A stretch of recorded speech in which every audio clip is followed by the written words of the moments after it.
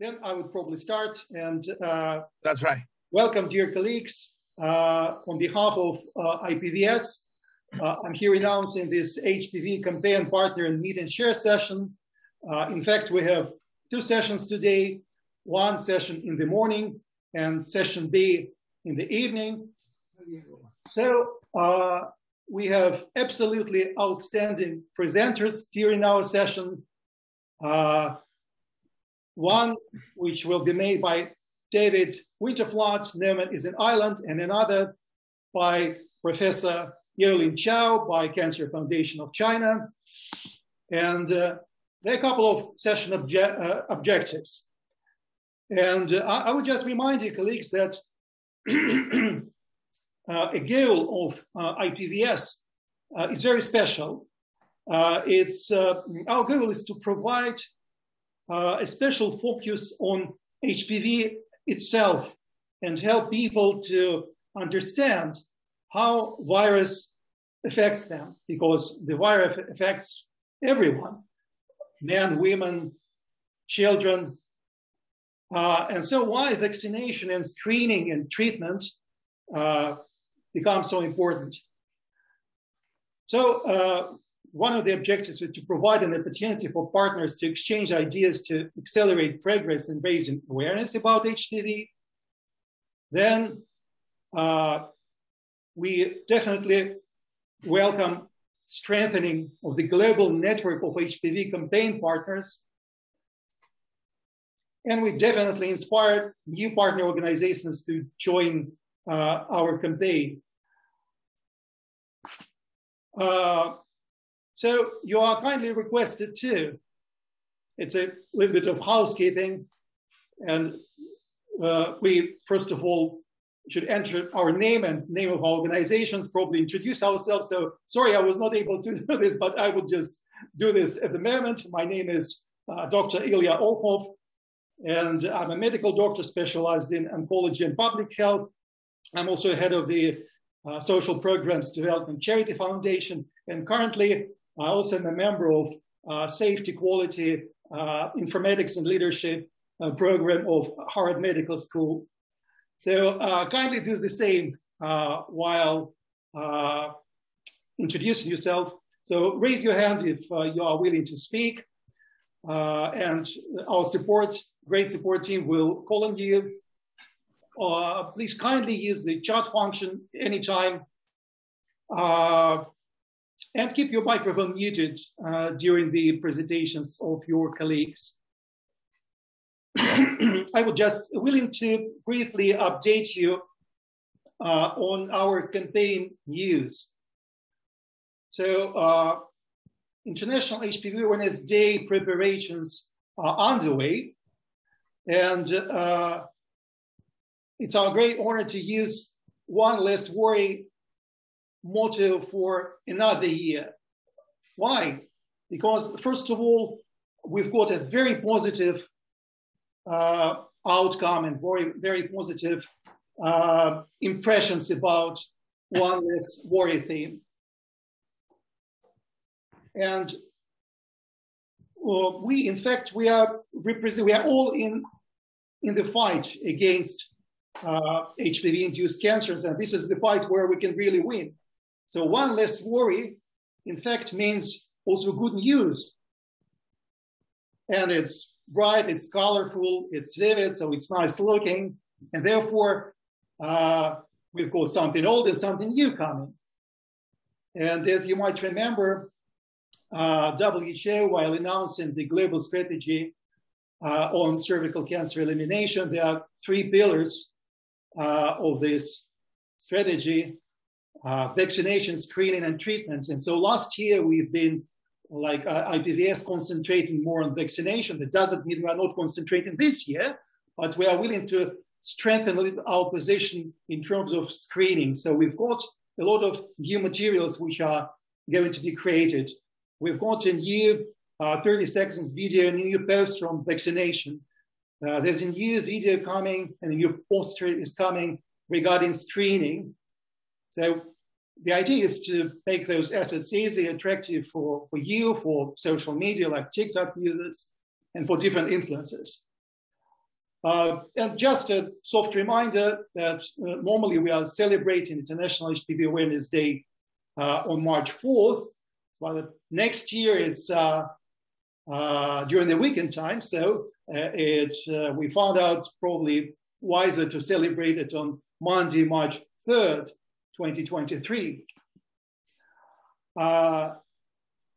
International Papillomavirus Congress 2023 is coming under the motto "Coming Together for HPV Elimination," and it will be held from the 17th to 21st of April in Washington, D.C.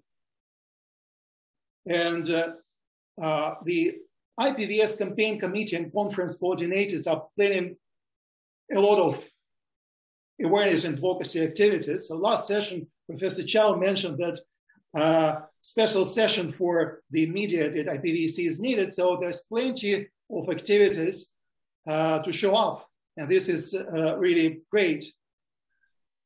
And we also, IPVS also welcomes our new partners, which have joined just recently.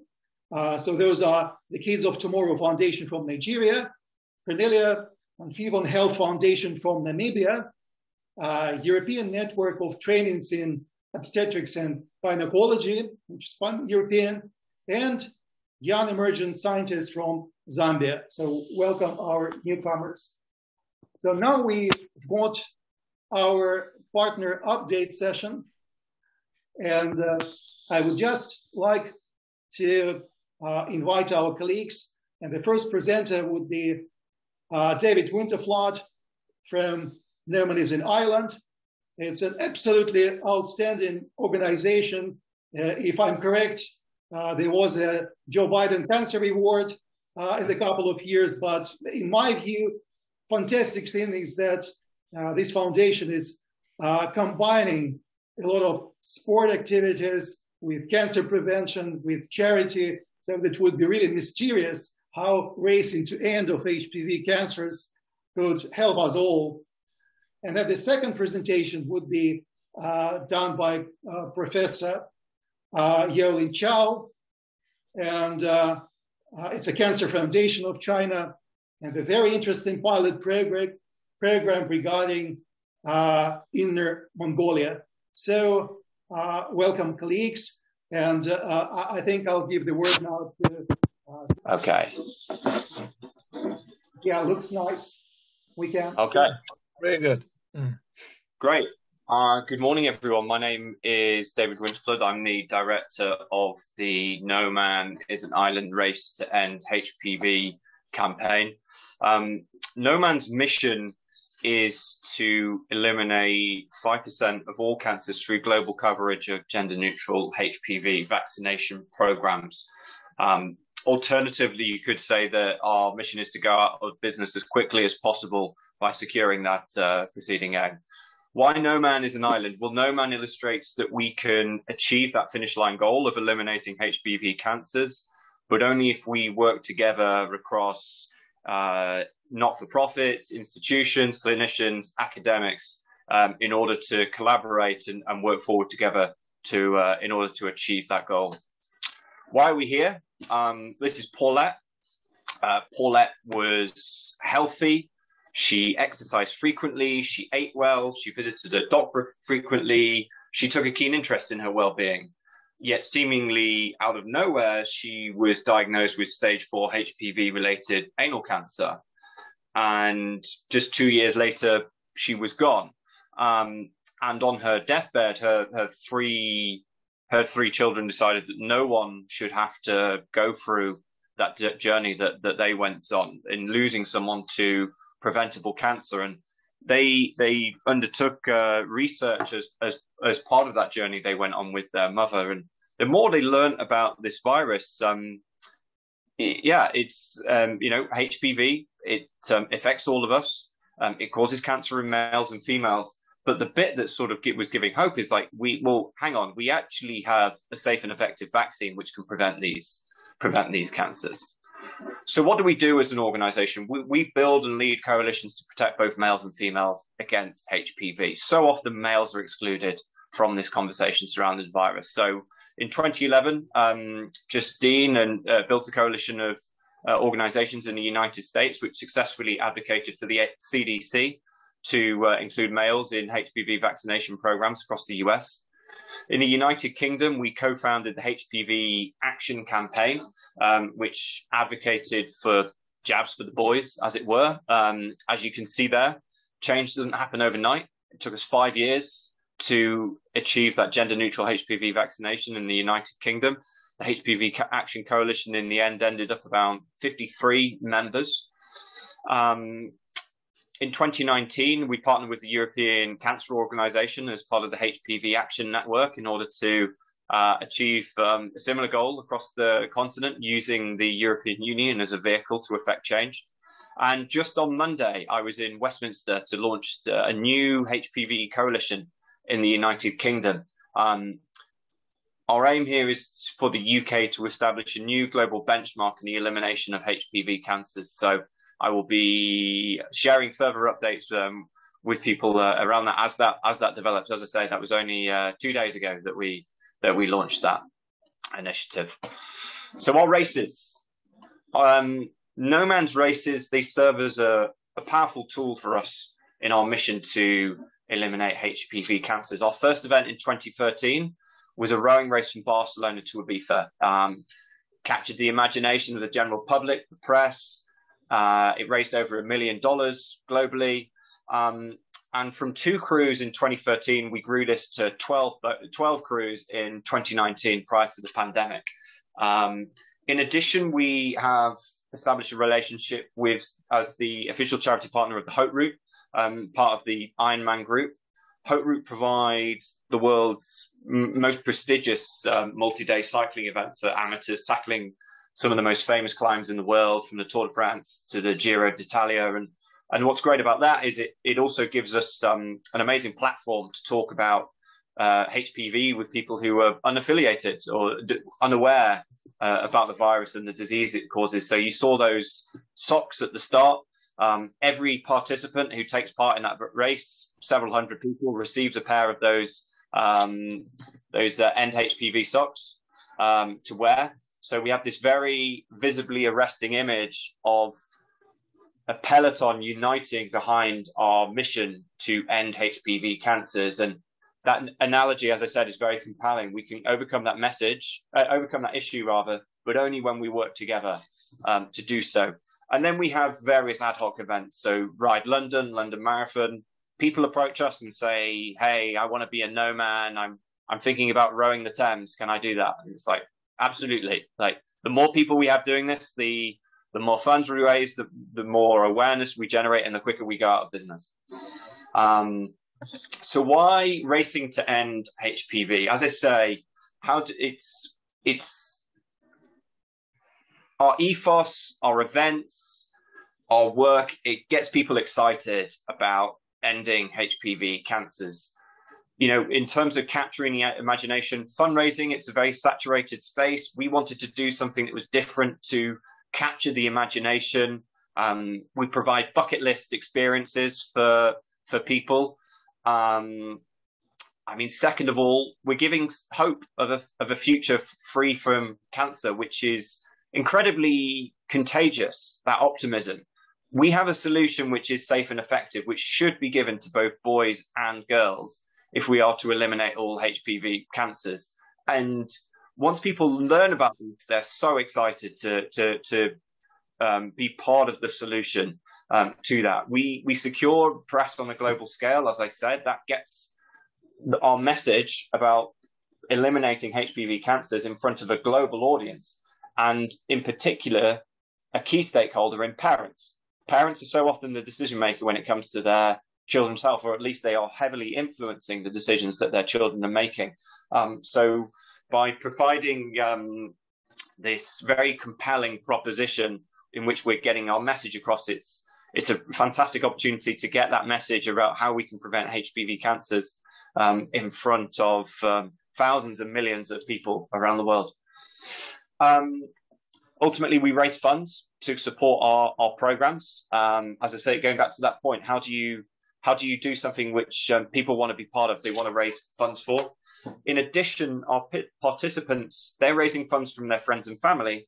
That means that they need to know what they're talking about, what they're raising funds for. So that means that they themselves need to learn about HPV and why preventing these cancers is so important. So that means they're speaking to hundreds of people themselves about HPV and the cancers it causes. In addition, the majority of the recruitment that we do is by word of mouth. So people learn about the events from previous participants, and they want to be part of it themselves. And then finally, another thing that people love is that we have a mission to become obsolete. People are very attracted to the idea that that this problem can be solved. And ultimately, we're talking about protecting children from cancer. As I say, we all know someone who's been affected by cancer, and if not personally, and the horrors that can cause. So, yeah, that message of optimism and going out of business with a job done is a compelling proposition. Equally, and as I say, that sort of then breeds people coming to us inspired by our story, by the Almada's story, asking how they can help us. So, and as you can see, bright gold, very visibly arresting. It stands out on the road. Yeah, it makes a difference from sort of the monochrome colors that are dominating fashion of late. We have created a proposition through NOMAN which includes and empowers males to be part of the solution to eliminating HPV cancers. I know from my decade working in this space that males are too often excluded from that conversation around HPV.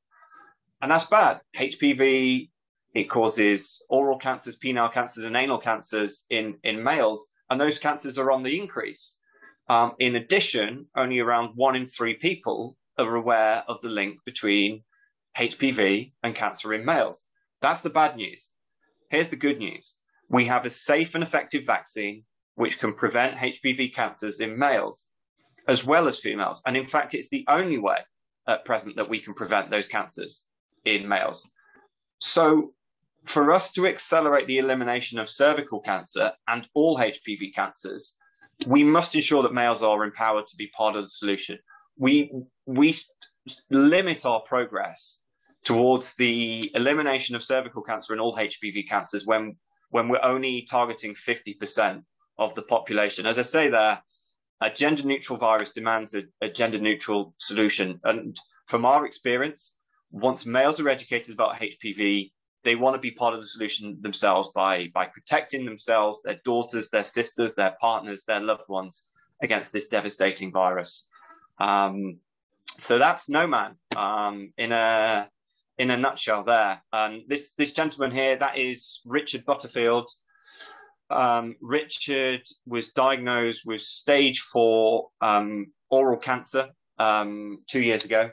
And last year, he took on an astonishing challenge, taking on hundreds, if not thousands of kilometers of cycling across Spain, across France, across Italy, the UK. This was all whilst undergoing 4 surgeries and around 30 rounds of chemotherapy. He had a brain tumor removed as part of this. Sadly, Richard passed away in the summer from his illness, but his story is just so inspiring and really did capture the hearts and minds of people about how we can prevent people from going through on this devastating journey that's caused by HPV cancers. So thank you so much for your attention, and I'm happy to answer any questions that you might have at this time. May I ask a question, David? Yeah. And I know the answer because you told it to me recently, but could you elaborate on how NOMAN has been influencing public policy and some of the advice you might have for other partner organizations who would also like to influence public policy in their country? Yeah, absolutely. So as I said, we've undertaken various sort of advocacy and coalition work over the last 9 years. I think I used the HPV action example as the standard as part of that. So that was our work in the UK. I mean, ultimately, influencing policy, it requires patience, it requires tenacity, it requires that optimism that I was talking about. It doesn't happen overnight, and you have to maintain hard work and effort, and you can feel like you're going nowhere as part of it.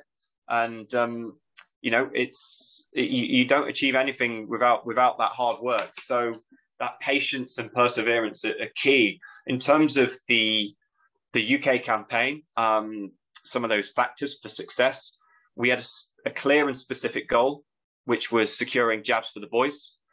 Every action we took, considered rather, we could then reference, is that decision going to get us towards that goal of securing jabs for the boys? We secured support from other organizations and individuals. Over 50 organizations joined the coalition. You know, if you want to go fast, go alone. If you want to go far, go together, as they say. And I do truly believe that in terms of how we can end HPV cancers. Our campaign itself, it was based on credible evidence. It wasn't assertion that boys should be protected. It's based on hard evidence, but also the powerful testimonies of those with lived experience of HPV cancers. What I'm saying is that idea of equality is helpful, but there was also mountains of evidence to back up why boys should be protected as well as girls. We also look to align with existing health policies to demonstrate wider benefits of that policy change. And the financial case. Correct. Yeah, politicians are so often influenced by finance. So by presenting the proposal that this was actually going to reduce healthcare costs, that's obviously attractive. On that political front, politicians on both sides of the political spectrum, not just the ruling party, politicians have a very unique platform to inform about critical healthcare issues. So getting a broad canvas of support for that is important. And then I guess that media coverage, which I talked about before, it's a great way of generating support from the public, but also it exerts pressure on policymakers if they're waking up in the morning and opening the paper and they're getting told that boys aren't being protected and they should be. That helps with getting people to make the right decision. So can I ask another question? I know that we're above 40 countries now that have implemented gender-neutral HPV vaccination policies, and that's wonderful. Where are your efforts focused on at the moment? What part of the world are you trying to influence a little bit at the moment? Yeah, so Europe at the moment, we partnered with the European Cancer Organization as part of the HPV Action Network, using the European Union and the Beating Cancer Plan as a vehicle to affect change, not just in the EU, but in the WHO Europe region. But ultimately, our aspirations are global. As I say, I think just over 10 years ago, no country was protecting boys against HPV. Now we have over 40. And I do think that the progress that we make in the next 10 years in efforts to eliminate HPV cancers are going to be faster than those that we've undertaken in the previous 10, just because more and more people around the world are grasping this message of this opportunity to end preventable cancers. And we have a cancer preventing vaccine. And when people learn that, their jaws drop if it's the first time they've heard, like, look, what, we have a cancer preventing vaccine?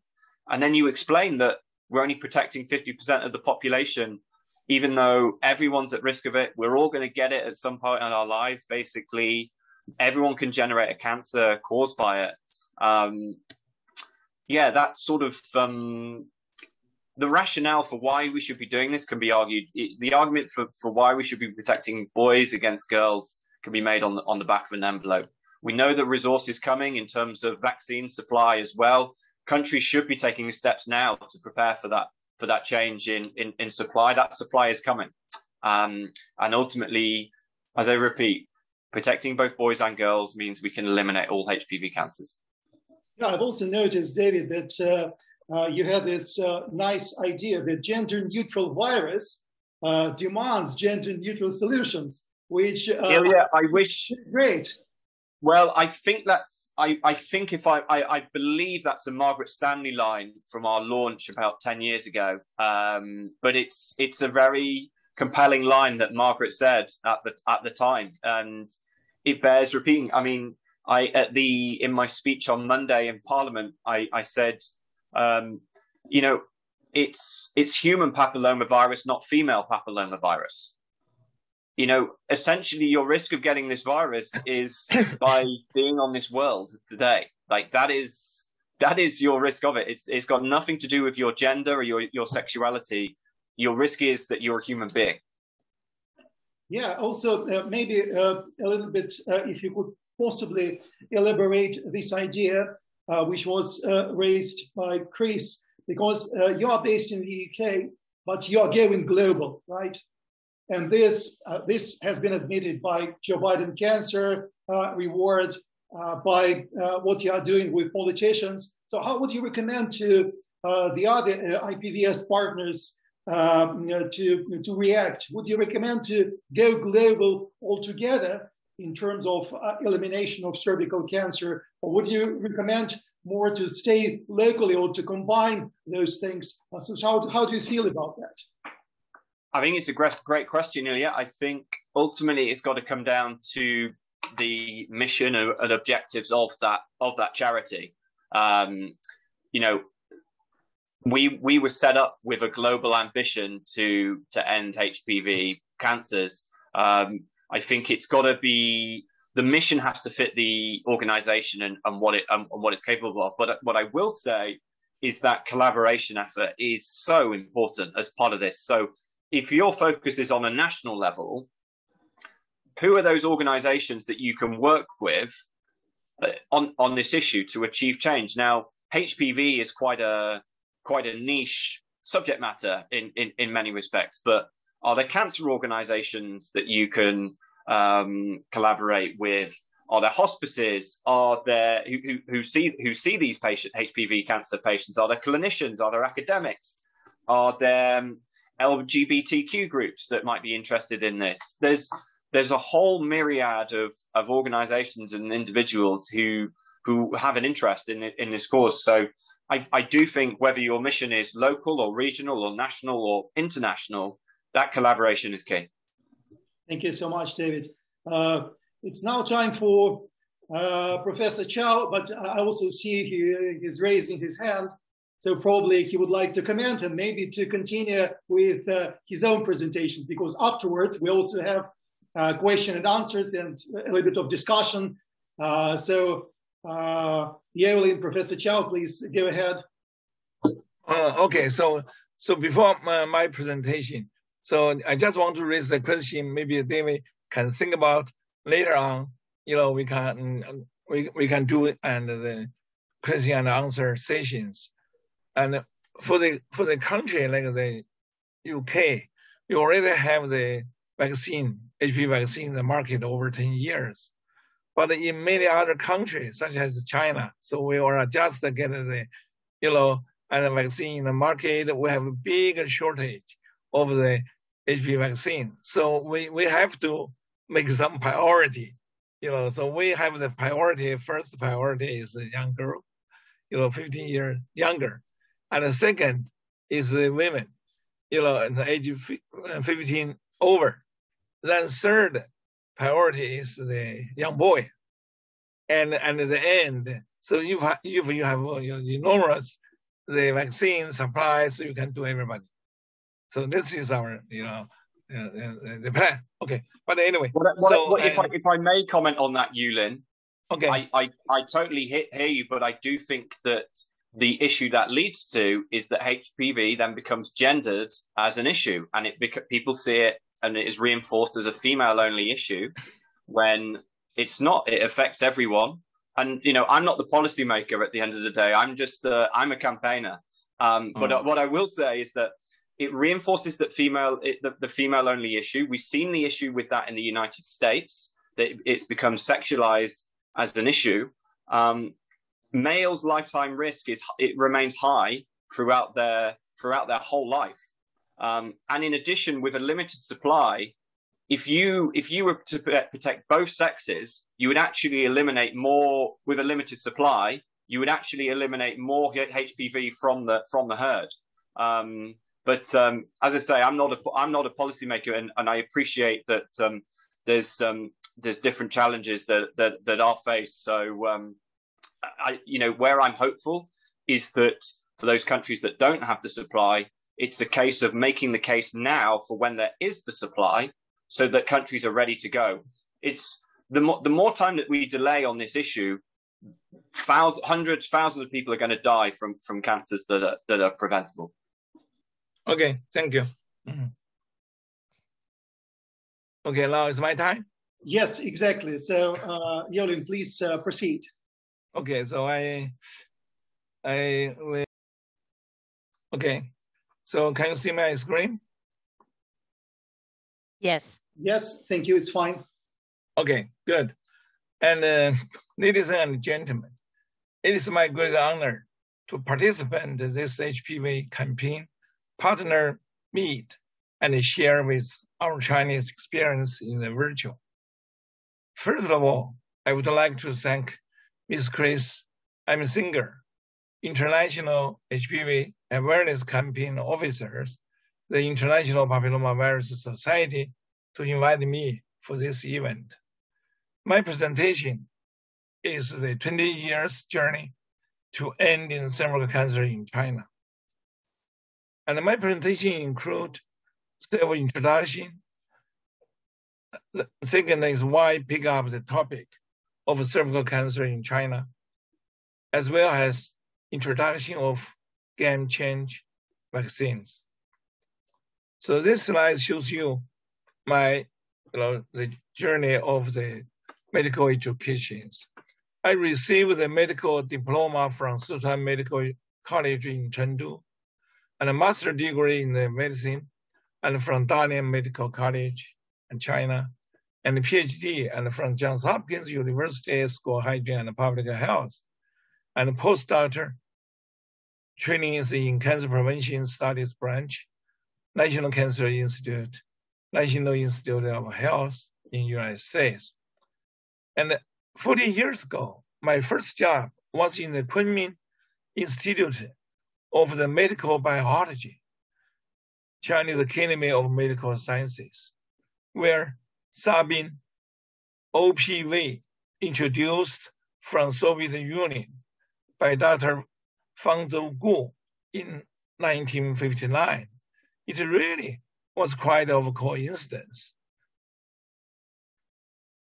I like a lot what Albert Sabin said. A scientist who is also the human being cannot rest while your knowledge which may be used to reduce suffering rest of the shelf. This slide shows you the cervical cancer burdens in China. In year 2020, WHO IARC Global Cancer Data Report, there will be 4.57 million new cancer cases, 3 million cancer deaths in China. There were 110,000 new cervical cancer cases and 60,000 deaths, accounting for more than 70% of the deaths by cervical cancer globally. In 2009, initiated by the Minister of Health and All China Women's Federation, cervical and breast cancer screening is provided for rural women aged 35 to 64 nationwide for free. In 2019, after 10 years, the screening program integrates into the National Basic Public Health Service for both rural and urban women in China. However, the demand of cervical cancer screening severely exceeded the health service supplies, and leaving large part of the population uncovered.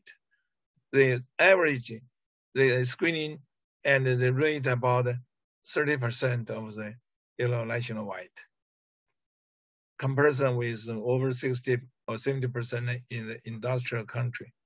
In 2006, the arrival of HPV vaccine delivered the breakthrough in the prevention of cervical cancer, while the green light for use of vaccine and was given in many Western countries, such as North America and European. In China, the process of clinical trial, which was required by Chinese FDA, had just begun.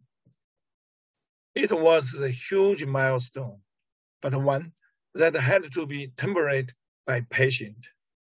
In 2016, the long-awaited breakthrough finally arrived, and the China FDA gave the clearance for the vaccine's use amongst the Chinese women. That was 10 years late than most countries.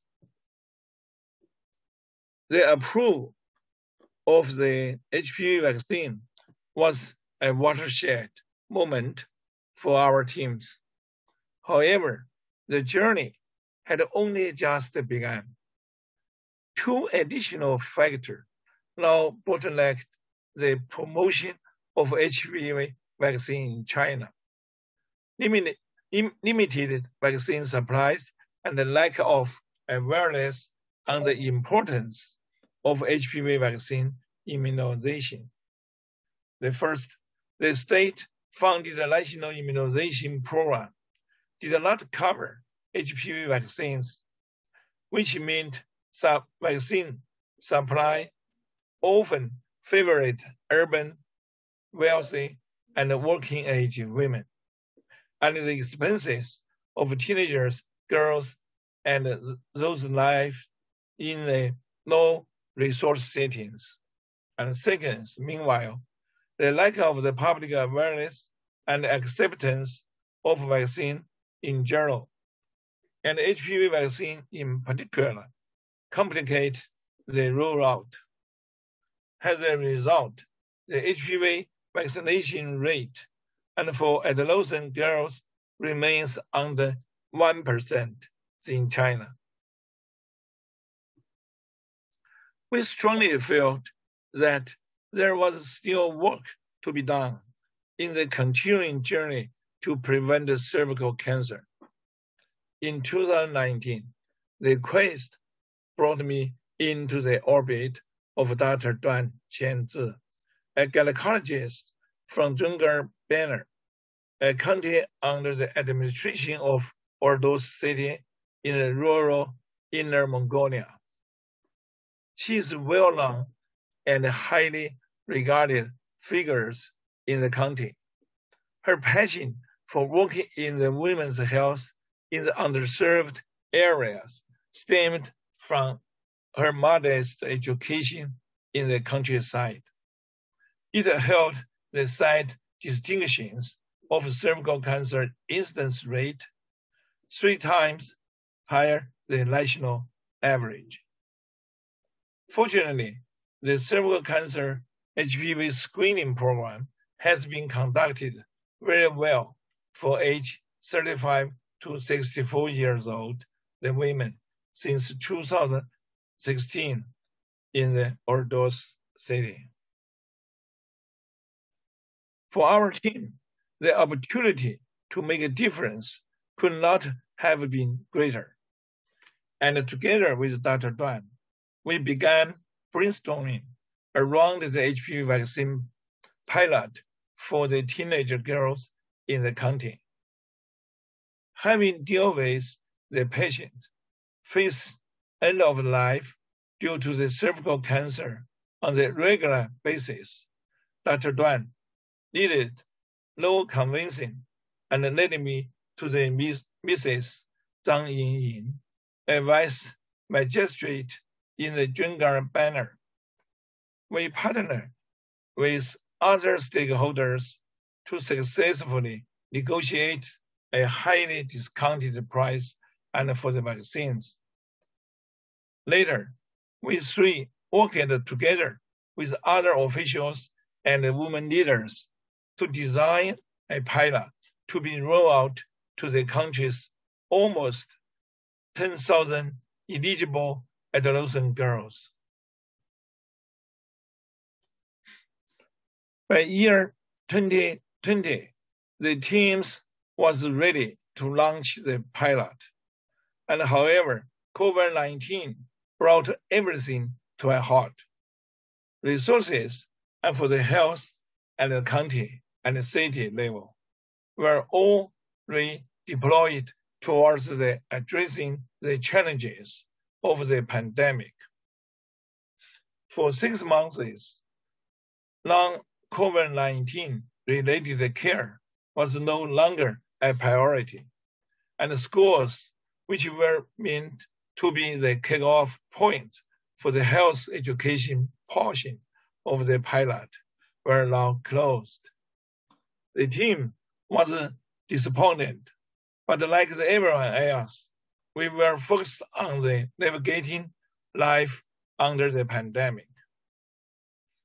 During this difficult period, we persisted, working closely with local leaders to overcome these challenges.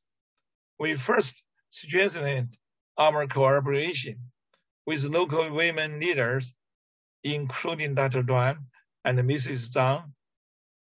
Their deep network in local community meant that the project could gather the resources and support necessary and for the campaign rollout.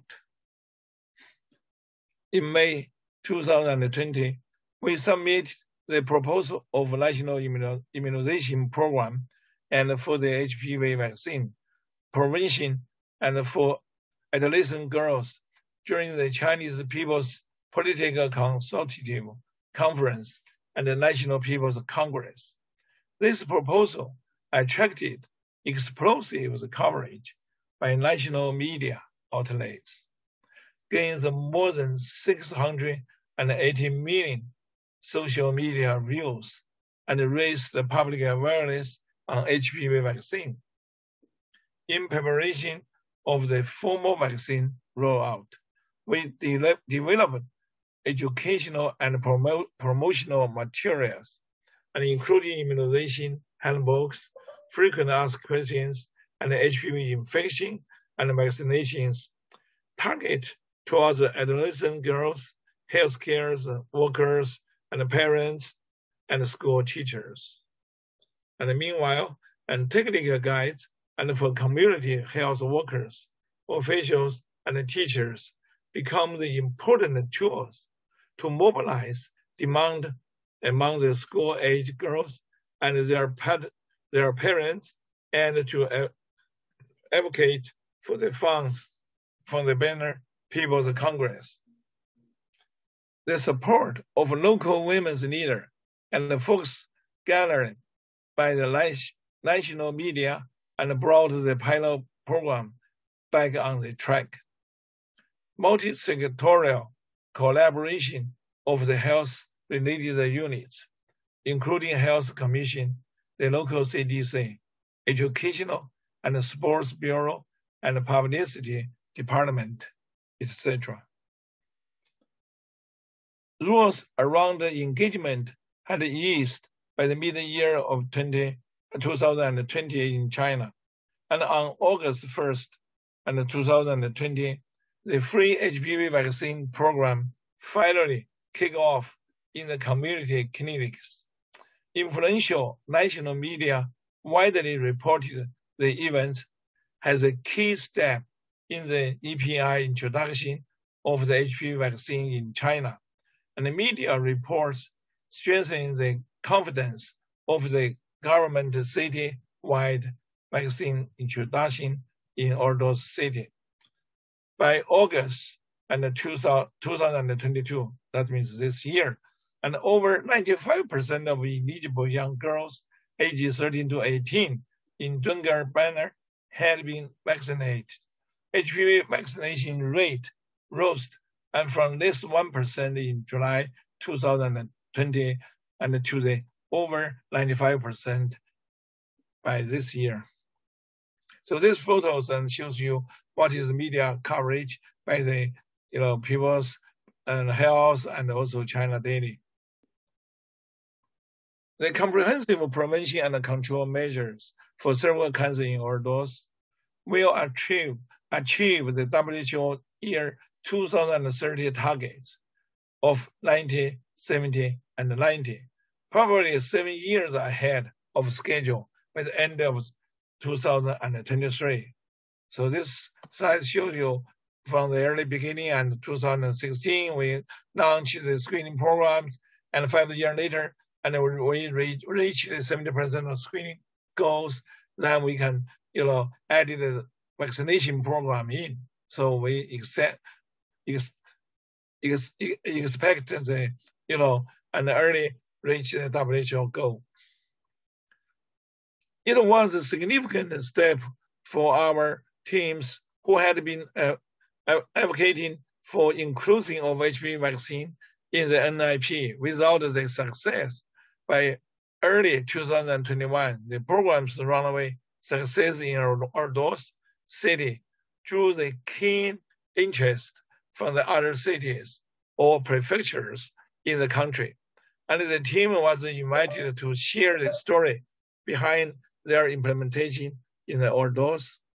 In September 2021, the National Health Commission launched the new round of cervical cancer elimination initiatives, which include the HPV vaccine rollout in 15 cities as part of the Health China 2030 national strategy.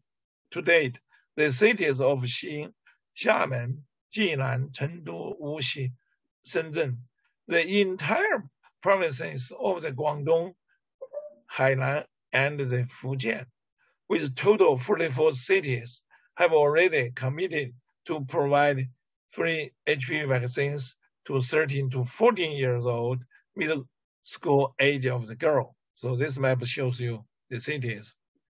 And the World Cities Pioneer Project proved to be the perfect storm of opportunity, building off statistics that conveys that cervical cancer has a real threat, and finding the right champion in Dr. Duan, and seizing the insight and brought about by the COVID-19 pandemic. For the researchers whose dedication brought into the place the resources to tackle the problem and the bird's eye view to bring the results to the national attentions. This is a photo contest organized by the WHO commemorating the first anniversary of Cervical Cancer Elimination Day of the action. This photo, taken just after the group of all those city girls received the free HPV vaccines, won the top prize, and was selected as the theme of the event worldwide and last year. The Ordos Pioneer Project was showcases for all nations around the world and fighting steadfastly against cervical cancer. The eliminating cervical cancer in global still has a long way to go. Let us join the hands to create the better society without the cervical cancer. So I will stop here and happy to take questions if any. Thank you for your listening. So I finished. Thank you so much, Professor Qiao. It sounds absolutely great what you've been able to achieve, especially while you started that more than 60,000 lives are being lost in China, and It comprises at about 17% of deaths. May I ask you a question Sure. regarding screening? Because I was, for the past 10 years, I've been involved into a range of screening programs in different regions of Russia. And definitely we've had a couple of problems while we were trying to ensure proper coverage. So what technique have you used? Did you use mainly cytological screening or HPV screening? That's the first question regarding screening. So what kind of coverage were you able to achieve? And so what were actually the outcomes of that? Okay, so for the several kinds of screening, that is a long story, right? You know, they from the pap smear and to the, liquid-based cytology and HPV, and also the, and the protein and E6, E7. So in our program in China, so we first launched a national several cancer screening program in the year 2009. And at that time, we used the pap smear and the VIA. So that is technology proposed by WHO for the developing country. That is not for the US and Europeans. And but after 10 years, we realized we have the biggest shortage of cytology.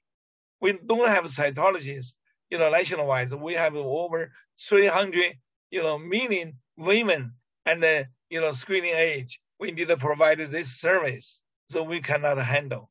So, and start from 2019, now we are encourage every province and change the screening strategy and to the HPV test has a primary screening and the triage by the cytology or by the other. Yeah. Okay. And the cover, second question you asked about the coverage. Yeah. And because of the first national screening program, that is only for the rural women. It's not for the city, because the city, our government assume so they have more access to the health service. So the first priority is for the farmers, for the rural area. So that is about half and the population over there. So but after 10 years, the coverage rate is not good, only about 30%. So now the WHO, the goal is 70%. 70% at the end of the 2030. So that is a big challenge. For the vaccine, we do not have a vaccine, so this is not our problem. But now, since recent years, 2 Chinese companies already produce and get approved and produce the HPV vaccine. Okay, so then after a couple of years, we will eventually to resolve the shortage of HPV vaccine. Okay, so but for the HPV vaccine, that's much easy. You give the girl, 6 months, 2 doses, 3 doses. Now, even, and the WHO SAGE working group, I'm in SAGE and the HPV working group. So after we collect many information from, start from 2018. So, and then last April, our meeting and gave the SAGE recommendation and the change and to the 1 dose. Okay, and at least, 1+1 or 1 dose in the young girl. Maybe you can delay your second dose, for the booster and 3 or 5 years later. So the vaccine, I think is not a big issue for the next 5 years, as long as we have the vaccine in the market. So we are pretty sure we can reach the goal. And for the treatment, we are also is okay, because the WHO is not require the treatment to follow the US standard and the UK standard, just based on your own country, clinical standard. So for that case, we think we can reach. Our only problem is the middle screening, 300 million, the people. How can we reach that? And then every 5 years, even every 5 years, and that's an interval. Is still a very difficult part. Okay, thank you for your question. Yeah, thank you. It's looks really impressive what you are trying to do in terms of elimination, both screening and vaccination and treatment. Maybe last short question from my side. Why you have chosen this age group from 35 to 64? Because for example, WHO, they recommend starting from 30 to 45 twice times in a lifetime. Then there are a little different recommendations. In this US, there's another age group. Then European guidelines, they also state another age group. So what was your choice? What was your decision? Okay, so I think because I'm in the Chinese committee also, so the people ask about the European standard, WHO guideline, and but when they from the government they have to make a judgment by the budget, because if you look at the HPV exposure rate, the age, the Chinese people at least 5 years and the later exposure than the European girl and the American girls. So then we say we can delay, our first time screening, from 30 to 35, for example. But now some city, for example, now they already and decide, they want to and start screening at early time and 30. But from national level, start from 35 to 64. Okay, they have to make a judgment in our budget. Thank you. Probably any other questions? Because if I'm correct, Chris, we have some time for maybe a short question and answers, although we a little bit exceeded our time limit. Yes, we got a late start, so we allow ourselves a little bit more time. I don't have any additional questions at the moment. I just want to say that I find it super impressive, Yulin, what has been achieved.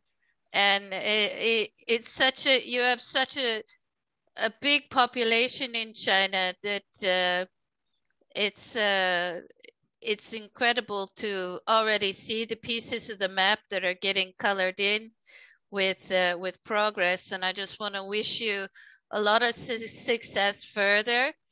And as David also advocated in his presentation, I do hope that when supply is adequate, that there will be consideration of gender-neutral vaccination programs in your country to protect the boys as well.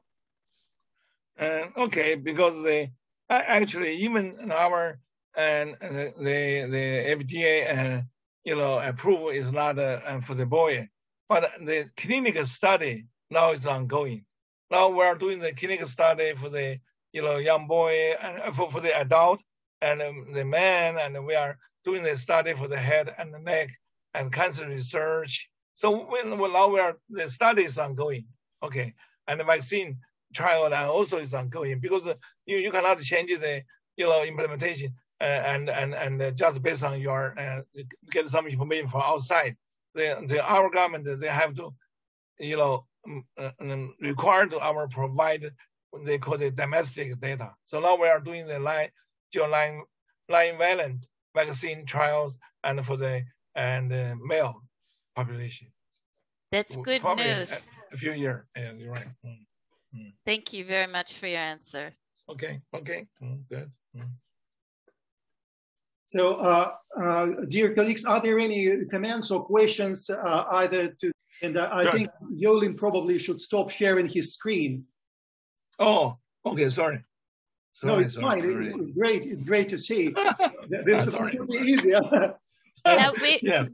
Just to wind up, it seems from the feedback I've gotten from our technical support that the reason why we are a small group today has had to do with some difficulties with Zoom itself. So thank you to our speakers who presented.